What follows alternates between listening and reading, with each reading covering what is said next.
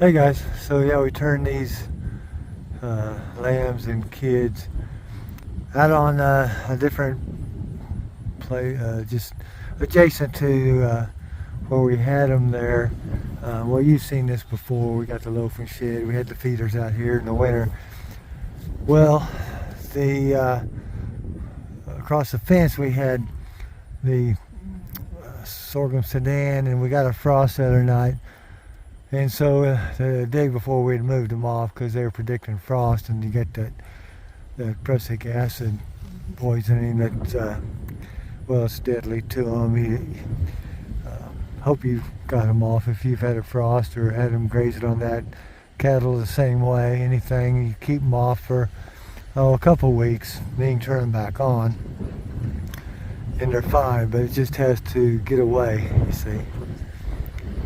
And so I want to show you though how big these turnips are and radishes.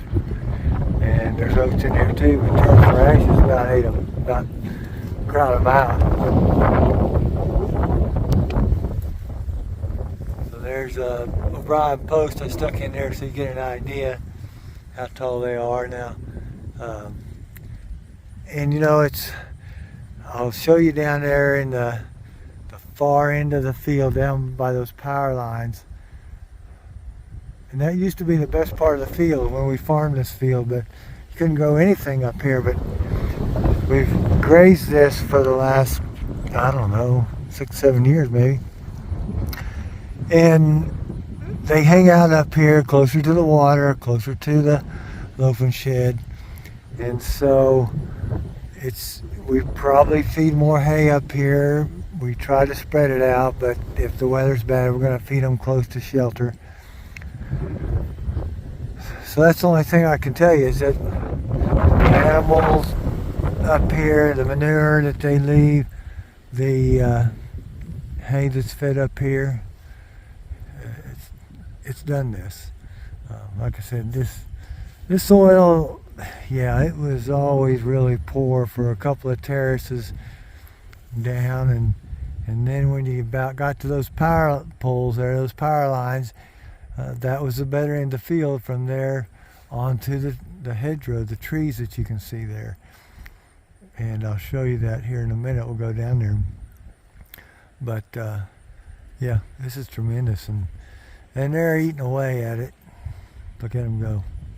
They were up here closer, but as soon as I start taking a video, they wander off. But hard telling how much protein and energy is in this. I guess I can get it tested, but for right now we're just trying to get everything else done.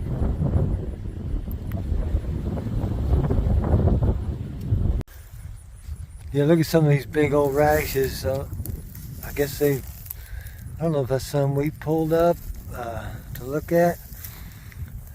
Most of them broke off. There's one. It's not even the biggest one, but he's the biggest. That's a size 13.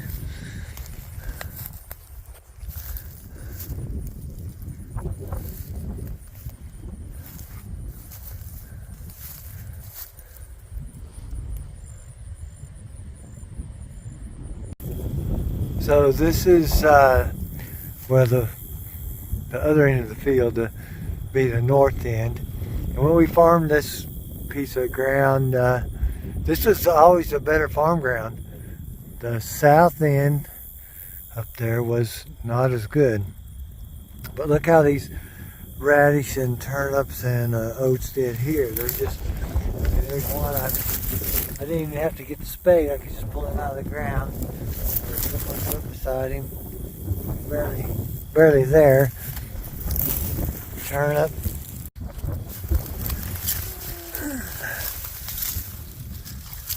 Yeah. Turnip I didn't put a bulb on.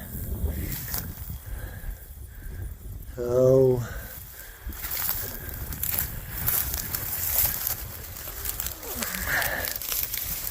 there's one.